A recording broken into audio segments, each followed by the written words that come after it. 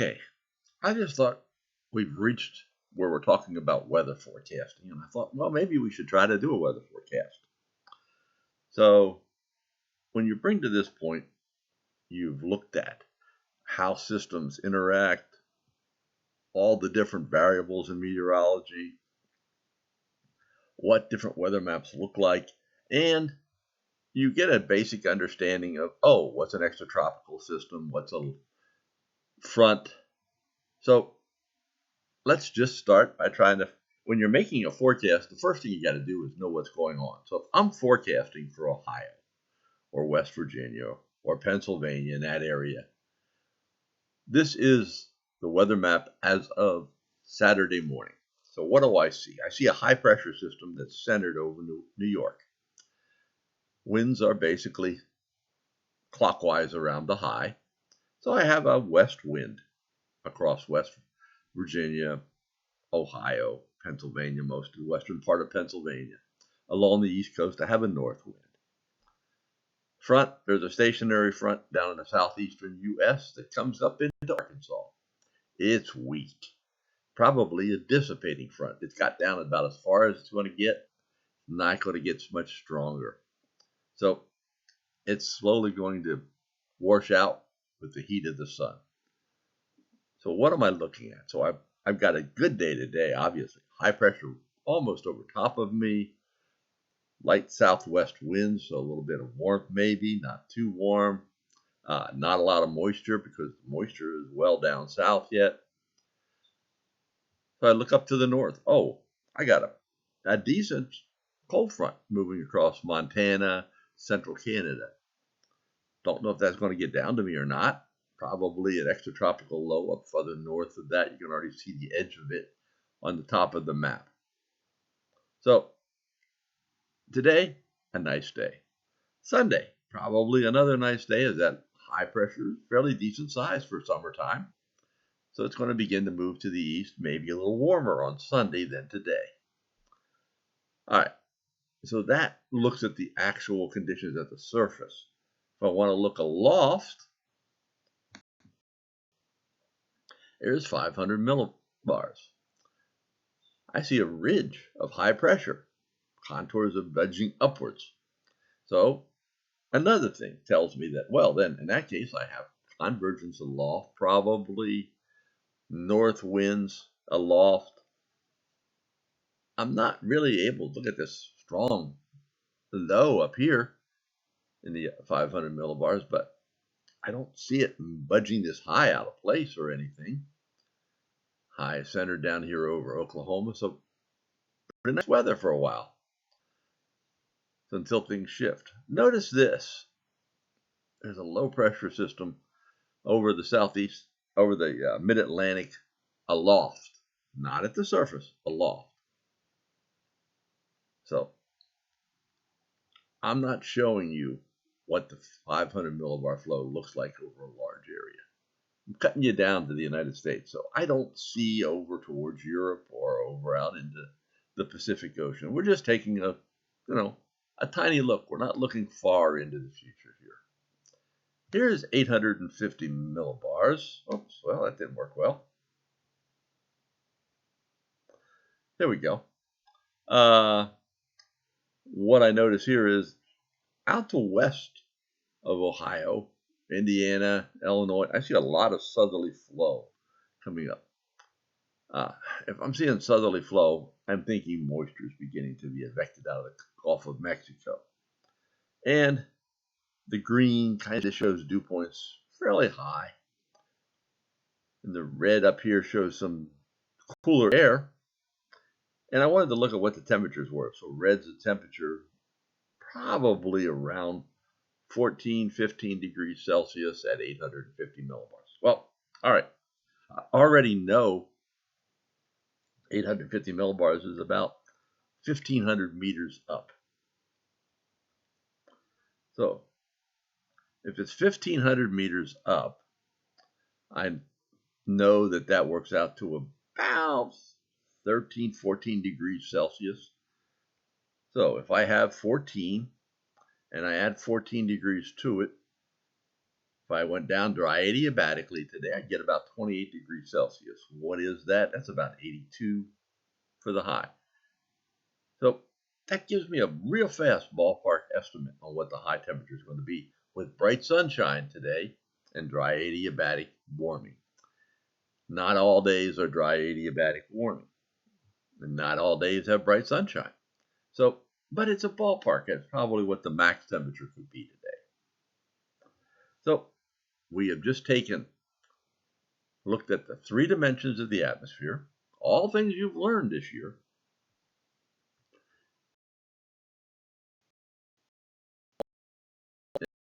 And I want to know what's going to happen into the future here. I'm looking at a global forecast systems model. This looks at the whole globe. I'm only showing you the U.S. This is a forecast for Monday. 14Z works out to about 10 o'clock in the morning. So this is 10 a.m. 14Z. First, I don't see a whole lot happening at the surface. Black lines are isobars. What I see is actually a low pressure system up here, right on the New England coast.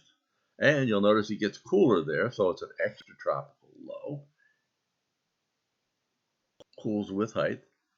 Probably this is the 18-degree contour here, and here's another one coming up here. So there's a little warm air over the east slope, sinking, we'll say, from the Appalachians. You can see the winds are probably out of the southwest.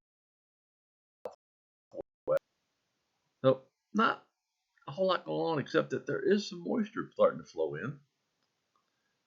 I would argue that there's probably some kind of a warm front, maybe in here, coming across down into here.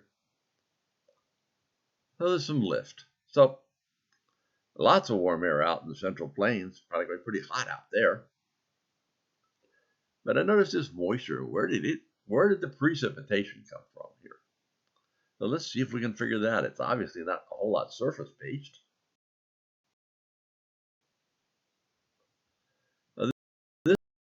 What do we see here? Well, look at that. Off the East Coast, there's a cut-off 500 millibar flow. Looks like there's a ridge over the East Coast, except for that big low right over New England almost.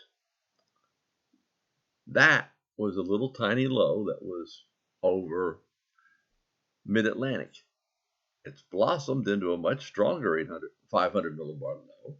However, the very weak surface reflection, it's extratropical, it's not tropical, but there's a basic ridge almost you can see over the east coast of the United States. So this low has nowhere to go. It's going to meander for a little bit. Now you'll notice there's a trough of low pressure over Indiana, Illinois, dipping down. Probably divergence with that trough. Aloft, moisture that we saw coming up out of the Gulf of Mexico has been pulled ahead of it. There's your showers and thunderstorms being generated by that. Is that thing going to go anywhere very fast? Probably not. It's going to have to tilt and eventually ride up and over top of this extra big low here that's along the East Coast, because it's not going to go into it probably. But eventually it'll probably help push that low offshore, and we'll build this ridge back. Notice northwestern part of the United States and Canada there is pretty much in the same position that we saw 48 hours earlier. So it looks like there's more of a upper level trough in the western half of the U.S. and more of a ridge in the eastern half. What do you get when you get ridges? You get warmer weather, you get drier weather. But in the summertime, you can get some thunderstorms around. So this would indicate that there's probably some thunderstorms around. Just looking over Ohio, look at the divergence. You got south winds here, east winds here. At this level, there's pretty doggone good divergence in this area, just looking at the wind field.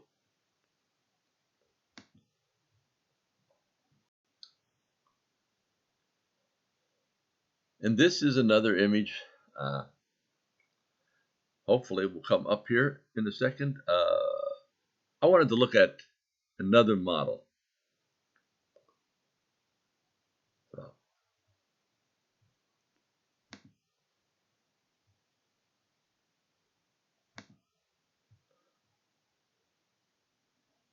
let's see if we can get anything. I guess not. Well, what I was going to show you was that we was going to get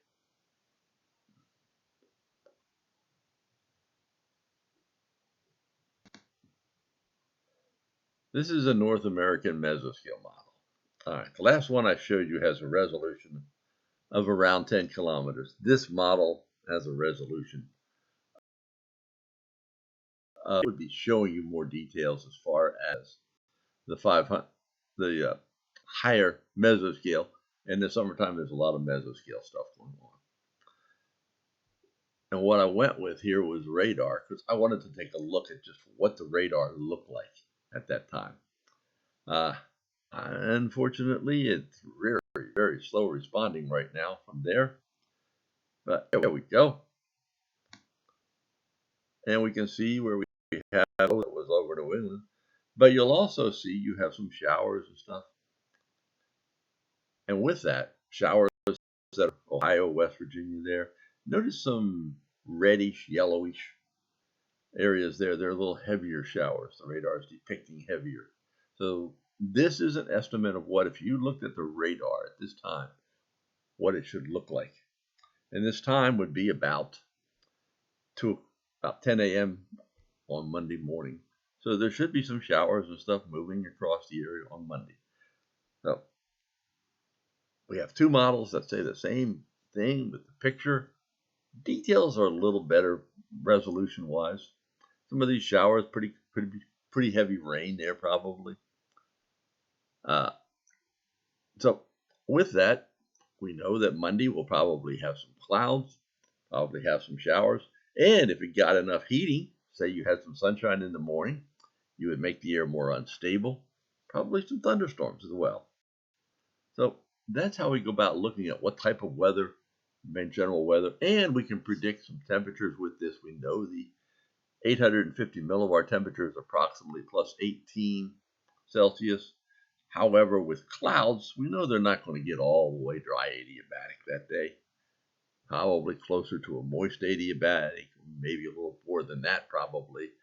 So let's say you probably get to 27, 28 Celsius again, low to mid 80s, which I think is what the forecast as well. So this is just a way we could use what you've learned to look at the numerical models and everything. I was going to show you an ensemble depiction. They run an ensemble for both high-res and low-res models that go out and give you a ballpark idea. And what I wanted to really show you was that low that you see off of New England there. There's a tremendous amount of uncertainty as to where it's going to be and how deep it's going to be yet. So that's where the uncertainty lies in this forecast. Not over Ohio, but if you were over New England, you would have a lot of uncertainty as how much rain and showers are going to be there. So hope you got a general idea of what you've learned in this course. You've actually learned the basics of understanding how weather forecasts are made. They're not perfect. We looked at a lot of interactions of different variables and all, but you have something to play with here. You feel free. You can even disagree with forecasts that you see from your local National Weather Service office or weather.com or whatever. There are a lot of possibilities out there. So I hope you took that away from this course, and let me know if you have any questions.